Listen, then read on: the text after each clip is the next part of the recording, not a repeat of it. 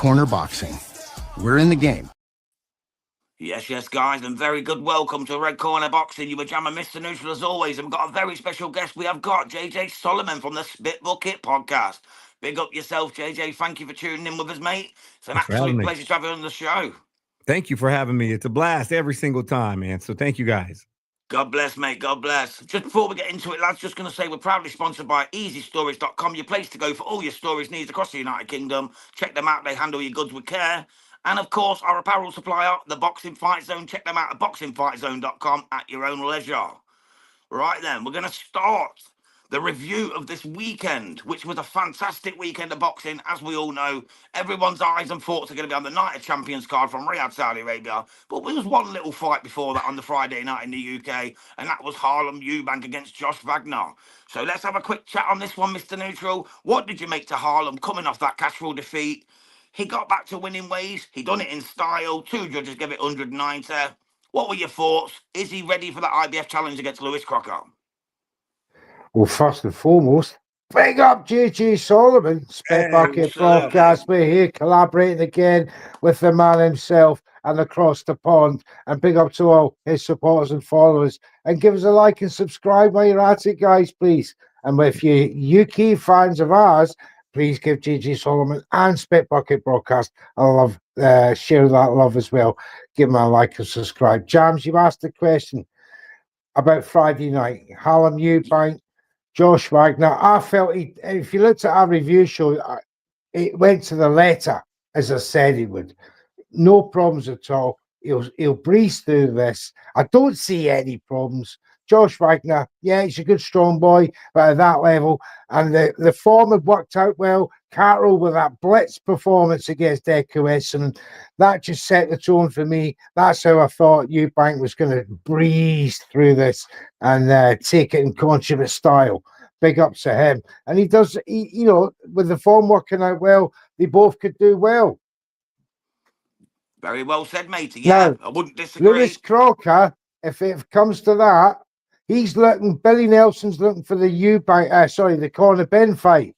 He wants that big payday for Lewis, because I get this feeling. I love Billy. I've spoken to him many times. He's a great man. But I feel that he wants that big payday before losing that belt. If you understand what I mean. Sure. He wants the best possible result for his man. Because, yes, if Harlem Eubank gets a shot at it, or Jack Carroll, is a big risk, isn't there? Due to the Paddy Donovan effect. I thought Paddy won that fight, where he got, unjustly. Well, it was justly, he was, disqualified. It was 10. It was one of them. But, he was dominant in that fight. And Lewis Crocker, the clash of heads with Paddy, it just completely, threw that fight into mishap, and Lewis come out winning. I don't know how it is. One of them bad nights for Paddy, but Lewis Crocker is the titleist. He's the one in the seat. He's the one that now can pick either between anyone in the IBF rankings or invite another man in.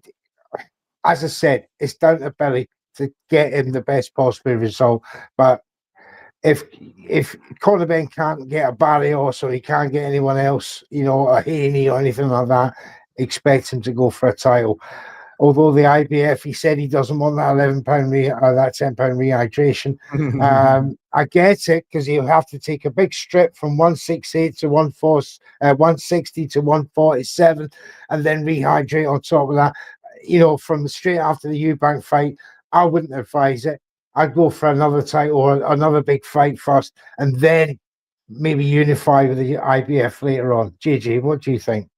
No, it was, when I'm watching fights, I hate scoring fights 10-0. I really do. I hate scoring shutouts, but there really wasn't anything there. Maybe round 8, but no, he did exactly what he was supposed to do. And it's I'm always curious how you're going to bounce back from, the Catterall experience, not just being in the ring with a guy like Catterall, but everything that went on. A lot of times the fighters will empty the tank or say that was my opportunity, or I felt I was getting better as the fight went on. I wish it wouldn't have ended. And we see it affect the next fight, or we see it affect the camp. You didn't see that with Eubank. It was a masterful performance. You see with those types of fights, when it's the boxer, the smart guy, the guy who can fight inside, the guy who has the IQ, you can tell really quick what's going to happen. And it was no surprise to me that round 10 looked damn near like round 1 when it was a masterful performance, and he put himself right there in position for Crocker. Now, I'm curious too what happens next with that IBF, because if I'm a champ on that side of the pond and I've got Ben there, I definitely want to chase as much as I possibly can to take advantage, capitalize on being a world champ and seeing if you can't set you and your family up for the future. So I'm curious what happens there with the IBF. I feel like Conor Benn being there kind of muddies the scene, and I don't mean that negatively. I just mean that that's a huge option for anybody now. If you're looking for money, if you're looking for eyeballs. So interesting to see what happens, but just taking it back to Friday night's fight, performance. Eubank obviously has the name, the legacy. It's cool to see him carving his own path, and I was 100% pleased with his performance. Yeah, completely agree, mate, with every word you said there, and Mr. Neutrals. Literally, you both had it spot on. And the thing is, as well, though, who would bring the bigger money? You know, you got the Eubank name with Harlem. I know he's not Chris Eubank Jr. He's not his dad. You know, he's his uncle. You know, but he's still a Eubank. So you got a Eubank or a Ben to pick from at 147 for Crocker. Surely both of them are going to put eyes and money on the table. So either way, Crocker's looking pretty good right now. Him and Billy Nelson must be sitting there thinking, Yep. I'm in Richie Rich mode, mate. I'm getting a payday from one of these geezers, don't matter which one. And would he beat him? That's the question I'm going to ask you quickly before we move on to the Night of Champions. Would he beat him? Would Lewis Crocker beat Conor Benn or Harlem Eubank? Neutral. I'll let JJ go first. JJ. So, you know, you talk about when Crocker became champion, and, you know, it has almost the same feel as Fundora Tim Tszyu to me, where that cut, you know, we all had our predictions, but we all know that something happened that fight, and it changed the future of the division now, because look at Tim. So, hey, Crocker's the champ. Will he be Conor Benn, I've picked against him twice, and or I picked against him once. I didn't know what to expect from Eubank the second time, but Conor Benn keeps improving. He's got tons of momentum now. He's got tons of confidence now. I think it would be hard for him to beat a Conor Benn. I think Eubank boxes masterfully. I don't know. I want to say no. I don't think he can beat Benn or Eubank, but hey, that's why we see the fights. That's it, mate. That's it. Neutral, what do you think, mate? I think he should be greedy and go for both of them. If I'm Billy Nelson, I'm lining up Harlem Eubank first, and then because of the Ryan Garcia situation with Barrios, Haney's just had a fight. Ben he's in a bit of no man's land. He has to wait for certain fights. This is one of them.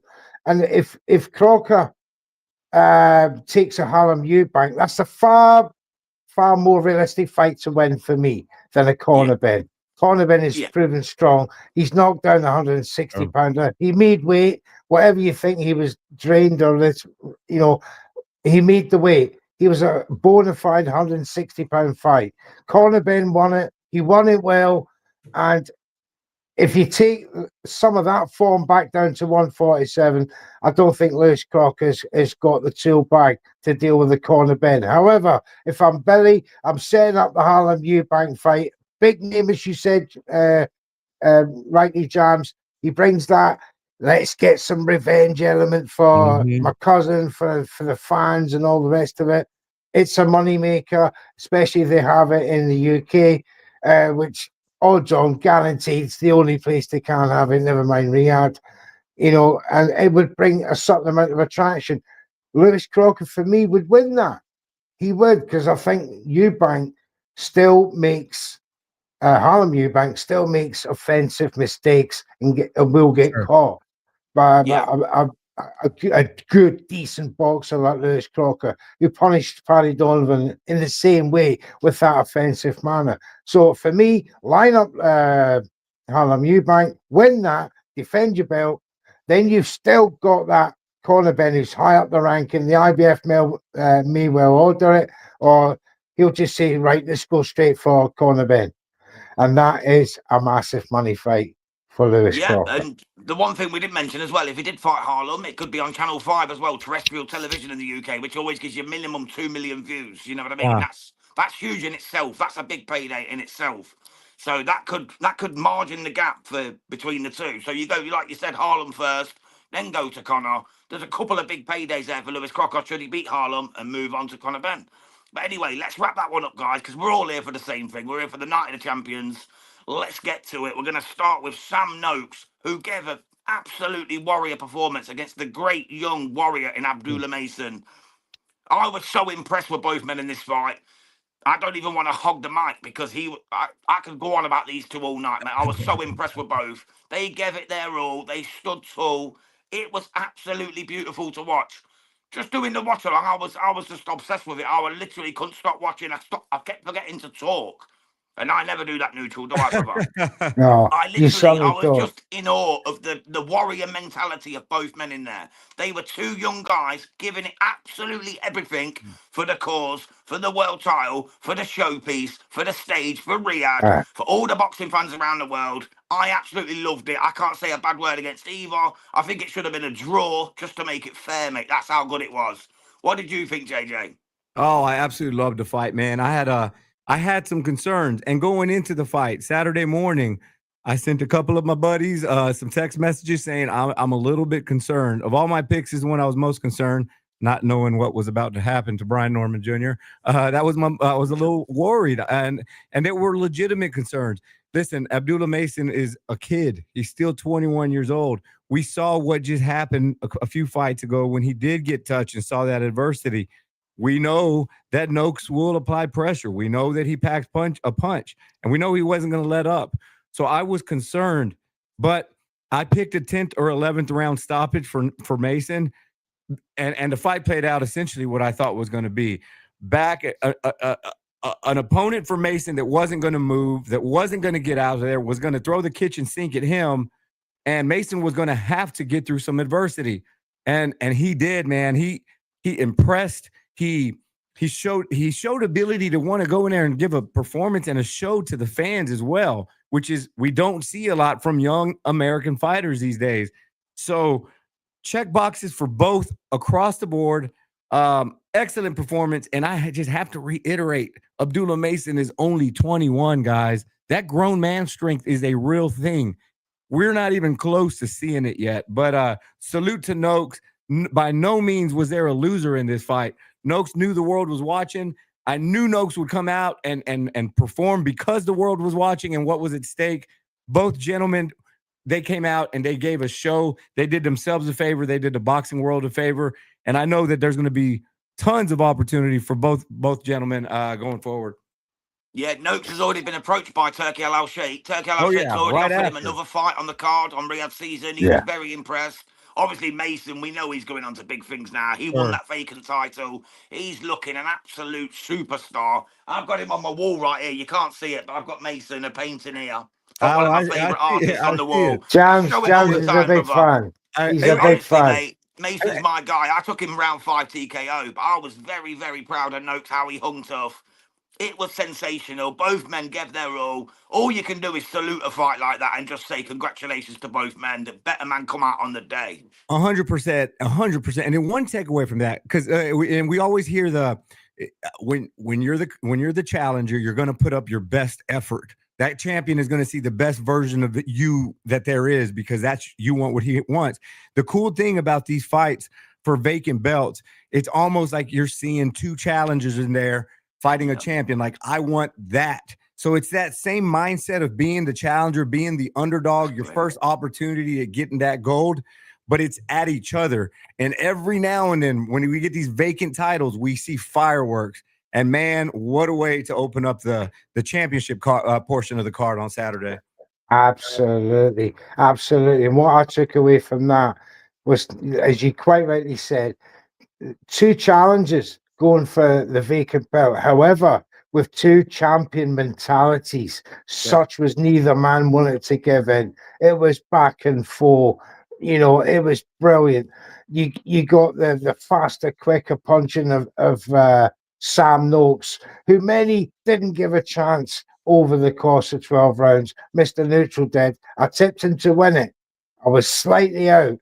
Abdullah Mason come through with the power, snappier punching combinations that were telling in the end to the judges. It was a great performance by both men. Quite rightly said, both done their nations proud, both fought like gladiators, and you got Turki Al-Sheikh was so impressed. He's already got Sam Noakes in mind, and Abdullah Mason, no doubt, for future events. Big up to Abdullah Mason. Absolutely tremendous performance. And yes, you're quite right. You come up against man strength there, JJ, and he showed it himself. However, I've got reservations about his defense at 21. Sure. He has to work on that, because when he goes up that ladder, another step, which is a big step towards your Shakur Stevensons of this world, a couple of other guys there. I don't want to, start throwing names in the hat. You didn't want to mention Tank. Nobody does. Don't worry, nobody, mate. nobody knows what he's doing right now. Yeah, nobody we forgive knows. you. What about Schofield? I know you're a huge fan of Schofield. I'm a huge fan of Floyd, but I think him and Floyd now, Abdullah and Floyd are at the same level. I don't want to see them meeting next. I agree. These two are for the future, 23, 21. Give them a few more years to climb this ladder. But you know what, with these promotional companies, Top Rank, Golden Boy, they want to fast track them. They want the money out of these boys. They want to make them into cash cows and all the rest of it. It's the double-edged sword of boxing when it comes to, being a fan of boxers and how the promotion companies are moving them. However, lots and lots of good things to take from the lightweight division with both Abdullah Mason and Sam Noakes. Yeah, would you also agree, though, that Abdullah Mason not getting dropped by Sam Noakes, who was a big puncher, and going the full rounds, winning that title, shows that Johan Vasquez fight wasn't anything to worry about. He showed he can take a smack off a good guy. It showed that he can, an undefeated lion. It showed that he gets up and gets back on with the job. A glasshouse fighter. No, I agree. I don't think he's chinny. I don't think other boxers are chinny. They just walk onto shots to maybe just a bit lackadaisical. Fast knockdown, puts them on their ass, whatever, and they get up and get the job done. I've seen it 100 times before. It's some whether of the you got get dropped. You get some boxers, you get dropped and their heads go. Mm-hmm. So it just goes to prove that Abdullah Mason's a dog. Sam Noakes is a dog, because some of those punches would have put a lot of lightweights away. Yeah. And I listen. He's a 21-year-old champ, and I've been saying this for a while. I feel like we put these guys in championship status really soon, and it's dangerous. And in this case, what I mean by that is, just like we said, everybody now wants what Abdullah Mason has. Abdullah Mason is still a 21-year-old kid, and there's still some holes in his game. So they're going to have to figure out a way to fight the pressure, to resist the pressure, to throw him in there with the giant names already in fear of hearing, oh, he's ducking and ducking, because you have to be careful with this asset. He's a tremendous asset, a tremendous future, a tremendous potential superstar. But one wrong move as a 21-year-old kid, and that can come crashing down. That's going to be even harder now, JJ, that he holds the WBO belt. He's got a strap now. People are now looking at him as the target. He's gone from a 21-year-old prospect who was looking at everyone going, yeah, I'm the young dog, I'm coming to get your ass. He's now the guy, the younger one, older ones who have not got it yet, are looking at the young ones saying, you got something I want now, I'm coming for you, bro. You know what I mean? And that's the situation now Abdullah Mason finds himself in, being 21 with a world title. And that sometimes can be a downfall for a lot. Mm-hmm. So we'll have to see how he handles the pressure of being world champion, what his team do with him, how they maneuver him, who they're going to bring in next, Was that the WBO, the IBF belt? WBO, mate. There was no IBS on the line at the weekend. It was all WBO, WBA, and WBC. He's laughing then, because the vacant WBO, they're exempt for 6 months from mandatory. Yeah, so he can pick and choose a couple of fights first. He can pick and choose a couple. He's got that option to, that's an excellent make it a voluntary defense of his choosing. Yeah, he's got a little bit of time, mate. He's got a little bit of time, but he's still going to have a target on his back. He's got to 100. make sure he stays But he's staunch got now and just time. make sure he don't let his guard slip. Don't take it for granted. You know, he's a young lad. He's probably still going out of his mates partying at times. You know, you don't know what kind of life he's living at the moment. You know, 21, Yeah, but I would he's a young imagine, buck. I would imagine they'll, you know, his management and promoter will try to keep it within the WBO rankings. Yeah, yep. And just to alleviate that concern, just from being here on this side of the world, there's two types of young champs out here. And I will tell you, Abdullah Mason is not in the category of you have to be concerned about what's going on behind the scenes. He's got good people around him. They've done an excellent job of that portion of it. His head is on tight. It's secure. He's one of those where if I write an asterisk, again, I want to see a defensive improvement. I want to see him work on that. But that portion of it, what's the 21-year-old kid doing when nobody's looking? I'm not worried about it from Abdullah Mason and his family. He comes from good people, and I can't wait to see what the future holds for him. Beautiful, mate. That's good to hear, JJ. Thank you, mate. 'Cause like I say, he's one of my favourite boxers, man. I've been rocking with him since he popped up on the scene. That's Trust good me, I stuff, liked man. everything about him, mate. The excitement of his fights. He's got everything that I like in a boxer. Yep. You know, sometimes you need that bit of drama, even getting dropped. You know, it's nice to see. I went through 100%. the era of Floyd never getting touched. And yeah, it's great to watch, but sometimes you want to see a guy get dropped to see what he's got when he gets up. You want to see that dog in him. You want to see him come back and say, "Who you knocking down?" Looking at that, you know. You need to see that sometimes. You do, though, don't you? You need to see that sometimes. It's so refreshing. You It's really so do. refreshing, especially. Oh, you on our side bastard. of the world. Jeez. You know what I'm saying, Neutral. You know what I'm saying. I know. You know what I'm saying. You That's need what it I was hoping sometimes. from Brian Norman Jr. Yeah, to be we're fair. all roads are leading to that here in a bit, man. All roads are leading to that. Absolutely. Well, let's move on to the next fight then, Yeah. guys. So next up, we had Who have Jesse we got Bam next? Rodriguez Yes. against Fernando Puma Martinez. This was picked Wow. for fight of the night. It didn't disappoint. It was a very good fight. It was for the WBA, WBC, and Ring Magazine and the WBO super flyweight titles. What were your first thoughts on this fight when it was made, just before you get into it? And then what did you think to the outcome? Was it as good as you expected, JJ? It wasn't as competitive as I expected. Bam was as brilliant as I expected. I'm answering your questions backwards. When the fight first got announced, I was like, this fight is going to answer a lot of questions because there's still a lot of naysayers and doubters for Bam Rodriguez. He made it look so damn easy that I'm afraid he's still going to have the same doubters. These guys don't have the ability to, their comprehension skills aren't there. Like they're going to say, oh, this was just an easy fight. This was Puma Martinez. This was a champ, and he toyed with him the entire fight. So before anybody says Bam Rodriguez is just picking these old guys and stuff, dude, I was blown away. I picked that fight correctly, but I did not expect it to look like that. I picked round 9, by the way. I'm just going to say I picked round 9. It was round 10 for the stoppage, so I was with you, mate. Beautiful. Well, here's the thing with Bam. I think you're being slightly harsh on Puma. The reason I say that, JJ, is the fact that there's no one to beat Bam. That's quite clear now. Pound for pound, top 5.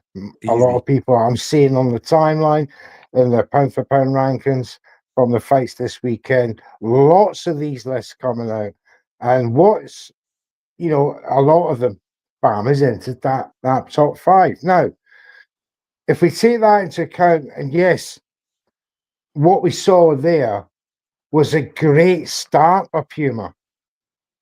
Him and Bam were absolutely toe-to-toe for 4 rounds. Some people think he had a exciting.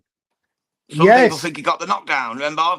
For me, it was down with the glove. Some people for think me, that it was was legitimate. I don't know what the referee was doing. Gloves went hit the floor. What, I thought it was more of like I thought it was kind of a slip, but again, I didn't. When I heard the broadcasters kind of punch, I didn't drill it down. I didn't drill in and focus, so I could be wrong. It's one of them. It's one of them. You have to go back and look at it. It was flash, and it happened so fast. And he did. He connected with a punch, glove at the floor, point off. Whatever you know. Should have been a 10-8. Should have still been, but lost. yeah, I was going to say that wouldn't have altered the end result because that inspired Bam. And what I've noticed about Bam is that chin of his is incredible. When Puma was lunging with these right crosses and left hooks and on landing on Bam, and Bam was just like, no, that's not today. The god of death, not today. Okay, because I am going to beat you. And he imposed that well. The shots were coming in harder at round 6. And then on to the finish when he just overpowered a 34-year-old champion, unbeaten, UD specialist. And the way he dismantled him deserved top 5 pound for pound in my eyes. Agreed. Absolutely. Agreed. JJ, what was your thoughts, mate? Like, do you think Bam is as good as people are saying? I genuinely do. I think he's one of the greatest that's ever done it this sort of way. I really do. Sure. No, I think the guy is on. He's got a Hall of Fame career already, and he's just a baby boy. 23. 23. The way he stays focused, the way we don't see a lackluster performance. Man, you had just made a point, Neutral, that I wanted to talk about, but it'll come back. The man just does what he wants to do. He's you mentioned his chin, and I've always said, there's one of the qualities that separates those super elite. We call it their chin, but it's their vision. It's the punches that you don't see that will put you on your ass. And Bam has been hit with one of those. Anyway's been hit with one of those. It's not a testament on the chin. It was just a good shot that they didn't see, but his vision, his eyes stay open in the clinch. When something's coming his way, he sees it and he's able to brace for impact. And that's what it is. It's that vision, man. The guy, it checks off all of the boxes. And no, I've been heavy on Bam. It helps that I live 3 hours from where he fights. I've been heavy on Bam. I'm so happy the world is finally seeing it. But you can put him, you have your Inoue, Usyk, Bud debate.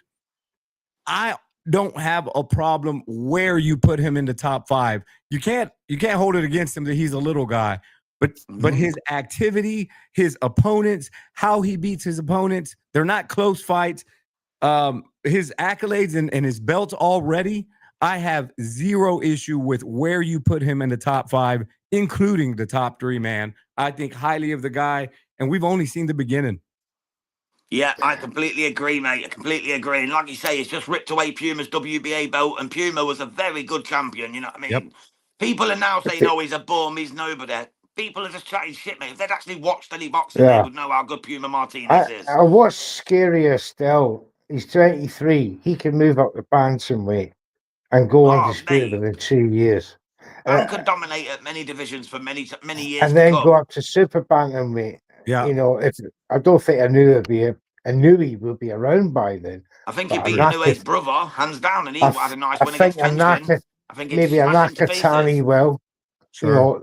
That sort of fight will be there. And the real legacy fights are looking ahead for him now. Absolutely. Well, let's move on then, guys, because we've gone a little bit over what I was expecting. Sorry, JJ, we're keeping it a bit longer here, mate, on Red Corner Box, so we do apologise. Let's get to the big one of the night then. Well, the big one in most people's eyes. We've got Brian Norman Jr., Devin Haney. We know all 3 of us had Brian Norman to win. We all let some crow. We all let some humble pie. We got it wrong, but I'm going to have to say, salute Devin Haney, man. He showed up and he showed out. He dropped Norman. The nose damage was done, and he just took that fight from there. I was surprised. I really thought Brian Norman, even after being dropped, would get back into it, show his man strength, show that he was a bigger man, and do the job. But no, Haney just schooled him, mate. Let's be truthful. Yes. It was an absolute shellacking. Yeah, Mr. Neutral has to eat some humble pie, as you said there, Jams. I have been lauding Brian Norman Jr. for a long, long time. And yes, I've spoken to the lad and his father. And yes, I've made no secret of, my love of his work. However, his work didn't turn up on Saturday night. The first round, looked pretty good. He was making Haney, do a lot of movement, making him flinch, making him, think twice about punching. However, that all came crashing down with. And the one thing I will say about Devin Haney, clever strategy. Bill and Devin come into that fight with the most correct strategy. They had to hustle, outdog, huddle up, deny room, speed, quicker to the jab, quicker to the punch. You made Brian Norman look like an amateur there at times, as much as it pains me to tell it. However, the later rounds, as Haney was coasting, I thought, between rounds 5 and 8, he was allowing Brian Norman to come back into it. There's a couple of times that he did rock him. However, Haney done enough to see out the fight, maybe by 2 or 3 rounds. Yes, I even fell out with people over this fight on the timeline. I did 117, 110. I did. Yeah. By the end. It was it was disappointing. However, I think Brian Norman Jr. will come out of this fight a lot better than he went into it. More experience, and that was probably the difference between the two, was the experience at that level. He should have took Barrios and not Haney. That's what he should have done. It was He'd a still good be world offer. champion and could have grabbed another. You know what I mean? Who knows? But it is what it is. We all thought what was going to happen was going to happen, though. Like if I'm if I'm Brian Team Norman, and we saw what happened with Ryan, of course I'm going to take that before Barrios because I don't want to say nobody, but I just didn't see it. Sorry, I didn't mean to interrupt. Barrios fight wasn't on the table. The Barrios fight was never going to be on the table for Brian Norman Jr. No, I agree with that. But I see why you say that. But I'd have gone after him, though. Unifications over defenses, mate, just for a bit of bag. You know what I mean? But trust me, that's not how the game works, unfortunately. I would imagine Team Norman already tried. Yeah, I can imagine as well. However, I'm not taking away anything from Devin Haney. He showed a champion's mentality against a new champion who had a couple of defenses. And maybe Brian Norman Jr. can be guilty of coming in a bit too cocky into the fight. And maybe the dad's rivalry took a little bit away from his mentality, do you reckon? Because they were getting a little bit into it, calling him a Charlie head and whatnot on the night, Yeah, a little bit of banter between them might have swayed his mind. He should have known better. He should have known better not to listen to anybody, not to listen to media, even to praise of false praise, for another man's feelings. So what he should have done is been 100% focused. I did not see 100% focused boxer in Brian Norman Jr. Over to you, Gigi. Yeah, I agree with everything you said, man. A couple of things to stand out. You mentioned Devin Haney's great game plan. Bill and Devin had a tremendous game plan, and it shouldn't come as a surprise. One of my favorite Devin Haney moments in his career was his fight against Lomachenko. Everything good? I saw neutral. Am I coming in okay? Yeah, you're good, mate. You're good. Gotcha.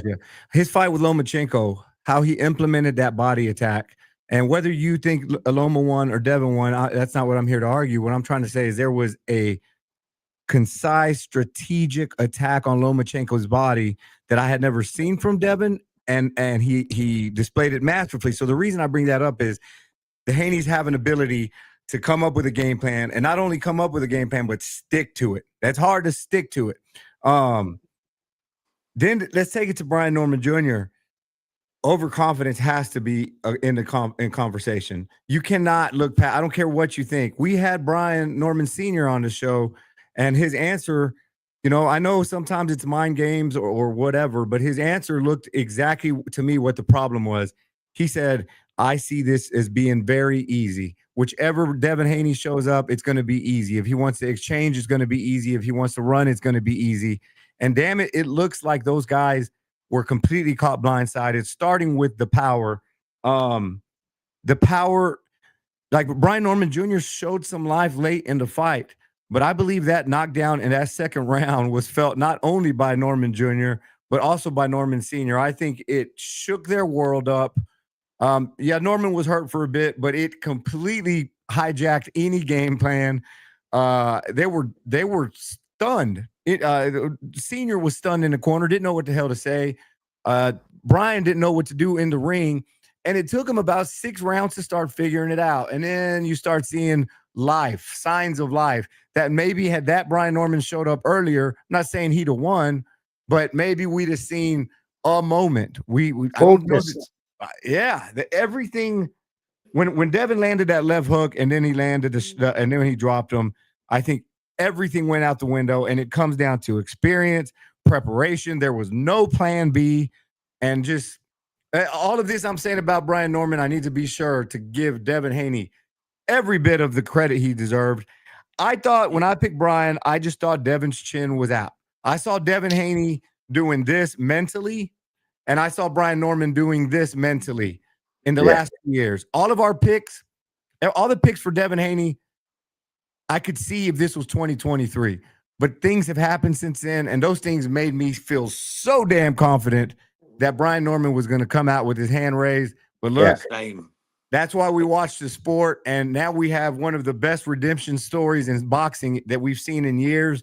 And hey, the division is wide open now. But no, I'll eat all the crow you want me to eat. Nom nom nom nom nom nom nom nom. I'm with you, mate.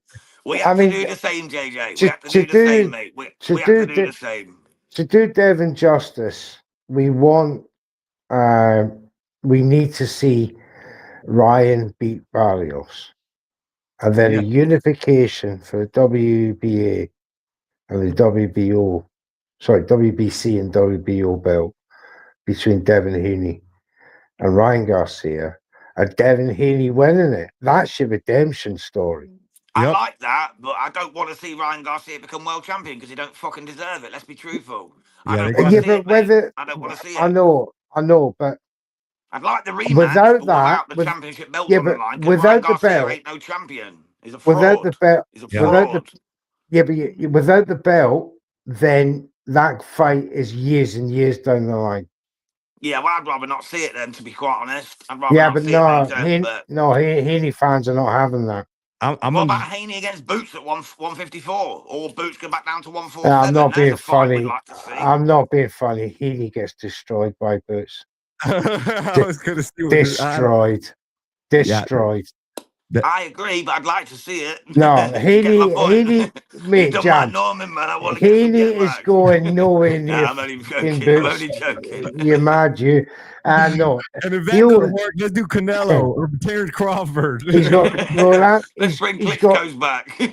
He's got Rolando Romero. Boil him down. He's got Rolando Romero, Lewis Crocker, and who's the other one? No, it was actually Breadman who mentioned that online earlier. Breadman who said about Boots Haney. That's why I mentioned that. Breadman mentioned it about 154. Haney go up 154 and fight Boots. Boots won't meet 147 again. No, I agree, man. Got about Haney going up, but yeah, I said the same. I said Haney's at 147, only just fought his first fight there. Nah, Haney will cap it at 147. I mean, the 154 guys, I'll kill him. Just give me a conversation starter. That was all, lads. Anyway, let's move on to the last fight of the night so we can let JJ get back to what he's doing. I'm sure he's got better things to do than sit here talking to us all night. I'm having a blast, but I do want to say, having a good time. I want to say something because Jam, I mean, salute to you, dude, because, dude, boxing's putting us in a shitty position because I don't want to see Ryan Garcia be champion either.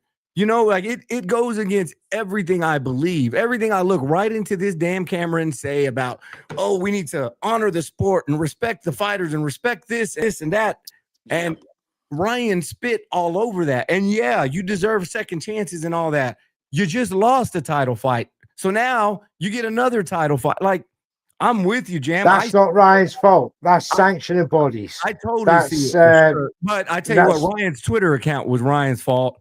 Right, absolutely. All the hate, all the spewing as for title fights, that should have been the end of it. We should see him again. As for title fights, that's the sanctioning bodies and the promoters. Sure. They promote this guy. we have to Yeah, cover but these fights, right? We have a responsibility to cover these fights, and I see the lure of what a rematch would look like, but that forces us to say, oh yeah, forget about all of that toxic shit that is all the not. hate. Yeah, it's crazy to me the position they're putting us in. How does the WBC go from banning the guy to giving him a free pass to a title? So that's a conversation. WBC, Yeah, the I most get it. corrupt sanctioning Maurizio body Suleiman. next to the WBA, and Y'all they remember- both helped. They both helped PBC. They both helped Golden Boy or any North American boxer, and WBO. They're getting just as bad for Puerto Rican Okay. boxers with these WBO global belts and all the rest of it. They're just gateway belts to the main belts. I'm not. That's for another episode. But these sanctioning bodies are as guilty Mhm. as the boxers themselves. How does the WBC go from Ryan Garcia's bringing this sport into disrepute, banning him, suspending him, and then welcoming him with opening arms and love because he said sorry, It's and then horseshit, get man. Sorry, rewarding him sometimes with ain't a good enough. Sorry, sometimes ain't rewarding good him with enough, a is it? title shot. That's it, It's brother. the sanctioning bodies. These corrupt sanctioning bodies in North America and Central America, from Colombia to Panama, corrupt. Those same people that threw Julio Cesar Chavez in there with Costa Zoo saying he was the #1 contender and almost killed him. Let's not forget about that, man. Like it's just money driven, and whatever they say about safety and integrity, horse shit. Horse shit. Oh my ass. 41 boxers went to die since 2003. Yeah. If that was the True. case. Oh, that's the point as well. Let me just mention Motorosian died, didn't he? Bless him. I just want to say God bless to his family and friends while we're on live. Rest in Bless peace, him. bro. 2-year R.I.P., battle with man. cancer, skin cancer. God bless Martirosian, man. He was a good lad. I remember watching his fights. Always gave the action, didn't he? So 100%. Yeah. God bless to him and salute to his family and friends and fans around the world. Right, Condolences to all. Shall we get into the last fight of the night then, lads? We Yeah, got David it's the Benavidez, the Mexican monster, against Mr. Anthony Yard. We all know how this went. It was pretty brutal. It was pretty one-sided. I actually predicted it as well, but Mr. Neutral talked me out of it, and I went for the UD on the prediction league. Oh no. He talked me You're out a of the knockout. He said master of Benavidez your ain't knocked own no one mind, out sir. at 175. Keep on saying, Don't he ever ain't let done your shit. mind be He infected by another corrupted my man's mind. opinion. I know, mate. It's my own fault. It's my bad, brother. It's my bad. It's my bad. But yeah, I changed mine to UD, and it ended up a stoppage in round 6. Round 7. What did you make to the fight? Anthony Yard didn't seem to have much left. Is there anywhere else for him to go? To be honest, Go neutral or JJ? I'll go JJ. JJ first. All right. Yeah. As far as Yard, I mean, you hate to call a guy a gatekeeper, whatever the case. Gatekeepers are important in boxing, so it's not shitting on you. But you get to a point where the people around you are just too damn much, man. And Yard has had his moments. He's had his moments with Better Beaven. And listen, what he did this weekend was important for the sport. So, you might feel like if you're supporting Yard, you might feel like, oh, we took one on a chin. But big picture, the sport needed that fight to continue to move that division along. And boy, did it. David Benavidez, I said this on my post-fight reaction, which I intentionally did it right after the fight because I knew the bigger channels would be on and I didn't want to get too much hell for the Devin Haney pick. But anyway, I was in the chat, bro. I know. Very I tried strategic. to phone in. Oh yeah. So I will 9 times out of 10 pick the conventional fighter, the guy with the fundamentals, the guy with the way it's supposed to look. David Benavidez continues to shut me up. I'm not saying I picked against him, but there's nothing conventional about him. His style, his balance, the way he walks in the ring and crosses his feet. Hey, but you know who wasn't conventional either was Roy Jones Jr. And sometimes you just have to say, look, this guy has his toolbox and he knows how to masterfully use what he's given. And guys, I don't know who stops that man. He gets stronger as the fight goes on, more confident. He's willing to get there and square up with you. His combination punches are like nothing I've seen, especially at this weight. I'm blown away by David Benavidez. And he's turned everything I think about picking boxing and predictions upside down because the man is a Mexican monster, I guess. I guess. That's it, mate. That's it. Well, he's actually a very good boxer, mate, David Benavidez. I only started I was never sold on him. You know, when all that Canelo debate was about, I Me was always neither. team Canelo. Me I too. didn't want to see it. I didn't think he was that great. And then I watched the Morrell fight, and I kind of fell for him a little bit. And I Mhm. started thinking, actually, man, this guy's all right, you know. I was talked out of it by a few people who I won't name, but I did like him. I did like him. And I watched this fight at the weekend, and he showed his class. Apart from the holding behind the head and punching 15 times, Yeah. that's a bit naughty. I forgot about That's a that. little bit naughty for me, you know what I mean? But we'll allow it, you know. In Britain, we do something dirty as well. It's all good. But he's going on to fight Zerdo on May the 2nd at £200. If he beats Zerdo, would you put him in with Jaya Pataya? How would you see that going, JJ? Just a quick one Well, on that. Yeah, thanks. all right. And I'll make it quick. I know I just put Benavidez on this massive pedestal. I think Benavidez I think Benavidez looks tremendous against Sudo. I don't think Sudo is going to be prepared for what's coming. You can't prepare for that. But Opataya, that's a different conversation, man. Much Eats him different. alive, bro. Yes. Eats him alive. I guarantee you now. I would literally eat this hat live on stage, mate. He will knock him out within Dude, 8. I'll do the same damn thing. Because here's the thing, dude. I just said Benavidez has all these. He's not a conventional boxer. A fighter like Opataya, but the problem with David is his size, his speed, all of that. He can make up for it. You know that it kind of offsets it. Somebody like Opataya will find those holes. Somebody who it's just as hard, if not harder. Somebody who can take these shots. A fight with Opataya. Again, David continues to prove me wrong, but a fight with Opataya, I don't think that team wants anything to do with it. If he takes it, salute to him. It'll sell. It will be intriguing. But my very early pick would be Opataya remains king of that division. Absolutely, mate. Absolutely. I think, honestly, Opataya stops anyone at cruiser. He's the most avoided man in boxing right now. He really is. Yep. People are running from the Tasman fighter. They are absolutely terrified of him. Zerdo has took 2 fights and not one of them with the king of the division. He's fighting Robin Safar in January, and then he's fighting Benavidez, a guy coming up 25 pounds, the biggest jump in world boxing. The guy's running for his life, mate. Everyone's Well, running from I Jaya think Pataya. I think everyone's being far too previous. Look, let's get it right. All Yeah, I've but seen work it on all the out, mate. It all comes around. They're all avoiding I've Opataya seen at some point. Everywhere I've we seen go. on the timeline, GG, all I've seen, washed up, never should have been in there. Terrible about anti-yard in there Oh, with yeah, David yeah. Benavidez. And GG, you said it best. He's a messy looking fighter, the most unorthodox, orthodox, flat-footed, walk you down style, belligerent style that he's got. Mate, Bevel would be like the Jensky, popping shots at him like a murder squad.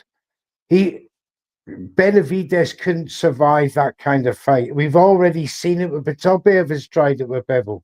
It didn't work. And what was prevalent to me about the Yard fight, Yardy was doing too much running away. If he'd have stood and went toe-to-toe with David and stopped him from cornering him off in the corner or against the ropes where he was doing a lot of work, that would have stopped a lot of that because he was failing to engage. And Jams, you remember through the watch along saying, just go toe-to-toe with him. And when He kept did going and in putting the himself in ninth, the corner. yeah, and when he did in the later round, towards the end, he was starting to have success, but David was too much on a good run. He was too hyped up by then.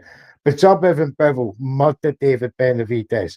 Opataya murders David Benavidez. I think people are sleeping on Zuddo, who's been the distance with what do you call him, Bevel. And Yeah, Bevel I had don't a rate dance Zerdo with that him. high myself. Zuddo's 6'3". He's bigger than David Benavidez. He's got a longer reach than David Benavidez. He's got a far better jab than David Benavidez. And I think that would be a great fight. But David Benavidez is stuck in 175 because the agreement with the WBA, should he win or lose against Zuddo, he goes back to 175. Big mistake, because once David Benavidez hits 200 pounds, there's no going back to 175. Forget it. Drop your belt. Bye-bye. Yeah, that's what he Excellent. should do. Absolutely. Excellent. That's what he's going to do. There's no other route after the route. It's been set by the WBA and by PBC. He's going to Zotto. And by the way, Zotto's got to get past Robin Safar. He's not going to be an easy task himself for that. So that's going to be 2 hard fights in a matter of 6 months. So it's going to be fun. But David Benavidez, once he goes up to cruiserweight, he will never strip back down to 175. Forget it. And Neutral, I have to. So this newfound whatever I just did with David Benavidez, whatever you want to call that, promoting hype, whatever. It's new, man. I'm having to adjust. I pride myself in evolving and understanding where I may have been wrong. With that said, what you said about Bivol, like Bivol is a class fighter. He is a class boxer. And I feel, even though I just said all this about Benavidez, I haven't processed or anything a potential Bivol fight. If it came down, gun to my head, who are you picking? My heart and everything I've known about boxing is going to pick Bivol. I just know it. But damn it, Benavidez keeps showing me that style can work. Now, again, let's see it against a Bivol. Let's see it against his. I don't think Pseudo is going to do much, but that's a mindset thing. We'll talk later down the road. But no, you're absolutely right. Bivol should use how he boxes, and that should beat a fighter like Benavidez. But damn it, I just won't be surprised if Benavidez again makes me look foolish. They said that about Canelo with that walk down belligerent style. They said the same about Beterbiev, 2 fights, walked him down. Mm-hmm. And Bivol was taking the hardest puncher at 175. He was taking them shots. He wasn't put down. He was, I think, rocked once in 24 rounds. For me, the second fight was a master class. He'd worked out Beterbiev's forward coming style, which David Benavidez is no different. No different. In fact, he's worse than Beterbiev, because Beterbiev is a master at cutting the ring off. And he dealt with Beterbiev. He'll deal with David Benavidez. Not by knockout, but easy UD. He'll beat him on points. Points. I agree, mate. I agree. But do you think we're going to get Beterbiev Bivol 3 in the meantime? We have to now. Why Benavidez is off fighting? Yes, I believe now. Think we're going to get them settled first and then get that? Yeah, now that David Benavidez is off to cruiserweight, we will get Beterbiev, because that sort of clears the table for negotiations now. One belt, Benavidez comes back down and fights the winner. Yeah, but as I said, Benavidez will never come back 175 to fight either one of them 2 cats. That's not going to happen. Meant to be, though, isn't it? He's meant That's to come what back the agreement is, but it's not legally binding. And David Benavidez can drop that belt at 175 whenever he pleases. Neutral, you're just saying it's going to be a desire. Like, you don't think he's going to want to make that trip back down to 175? This is a pound for pound thing with David Benavidez. Champion at 160, champion at 168, champion at 175. Think about it. He wants to go 185, become a 4-weight world champion. That's the aim. Maybe then go into Bridgerweight and get an easy belt there. And become, rival the Canelos, rival the Terence Crawfords. Can we be truthful here, lads? He knows he's not good enough to stay in the same division and win multiple belts, so he's going to win one at each and run. Yes, he's a jumper. That's what's happening.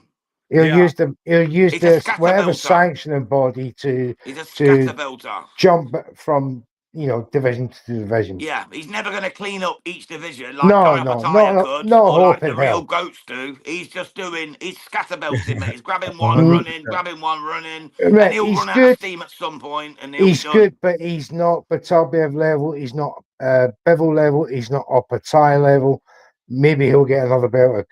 He might be Zotto, and he might be someone at Bridgerweight, but he's going to be 225 pounds at that time, so he's just going to be a blob. I agree, mate. I appreciate you guys, because y'all allowed me to put on my normal glasses back on. And actually see what I should be seeing. You're calming down the Benavidez thing for me, and I needed it, because I'm just like, damn it, how does he keep doing this? Y'all are absolutely right. But it was anti-Yard. Yeah, the Benavidez, washed up sure. Brett, Where who's never won at the world level. He's had 3 chances. He's been beaten convincingly at those 3 chances. Are the Bretts guilty of overhyping 90 yards? Maybe. But for me, he's shown enough dog in him, that, as Jam said, taking 18 punches with a left hand and letting it happen. Oh, yeah. Oh, yeah, that's great. Oh, referee, you're going to see that? No, but he still went on. He still fought on. Sure. And eventually, the combinations were too much. The corner should have had him out of there a long time ago. I agree. At least 3 rounds before. Mm-hmm. And saved him. As for Anthony Yardy, should he continue boxing? Look, he's 34 years of age. If he feels there's another fight in him, so be it. But go up and wait, because he didn't look good at 175 there at his age. He's another one that could be, suffering from the older I get, the more heavy I have to be. I think cruiserweight will probably serve him better. It's a far easier division than 175, but not at the top level, obviously, with Opataya and Zurdo. I can't see him beating either of them. But he could get something like an international belt, a global belt, anything of that to, and he's still big enough name in the UK that he'll attract a few thousand followers. I'll put a friendly wager on the Cejudo fight. I'll put a friendly wager on a Cejudo fight, but I think that's where his roadblock is. That's about where it ends there, but we'll see how that plays out. Lyndon Arthur versus Anthony Yard 4 incoming, says Hawkan. Thanks, Hawkan, mate. Always good to have you on board, brother. Always adds a bit of spice to the conversation. You know what I mean? No, it's all good, man. To be honest, no one's watching that. Let's be honest. Lyndon Arthur's a very good fighter, but, he's lost twice. He won once. We don't really need to see a 4th on that. Anthony Yard, for me, to be fair, he's made his money. He's popular in Britain. Yes, he looks the part, but he's never really fulfilled that potential. He's lost all 3 major world title attempts. Yep. He's lost to the 3 main guys. I think he should just say, look, I conned the public. I had a good body. I was quite handsome. I made a good few million. I conned the public. I conned the public, he says. I'm off. I'm taking my bag. It's full of millions of your cash. I'll see you later. That's what I say about Anthony Yard, mate, unfortunately. He can only... Don't forget, Tucker Al Sheikh phoned him up and said, look, David Benavidez wants to fight you. Is he going to say no? Oh, no, I don't blame him for taking it, mate. Like I say, the bags of cash, mate, I'll be taking them all. So he's took a hiding. Right. I'll let David Benavidez punch me 15 times while holding me for 1.6 million. So I've got no problems with that, my brother.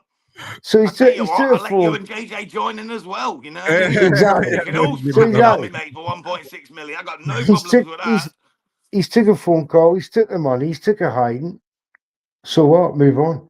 He's 34. It's not like he's going to break down. It's just, that's the end of me. No, I don't see where he goes. I just don't see where he goes. It doesn't matter. His name brings him an event, a co-main, something like that. He'll be a testing ground for somebody else.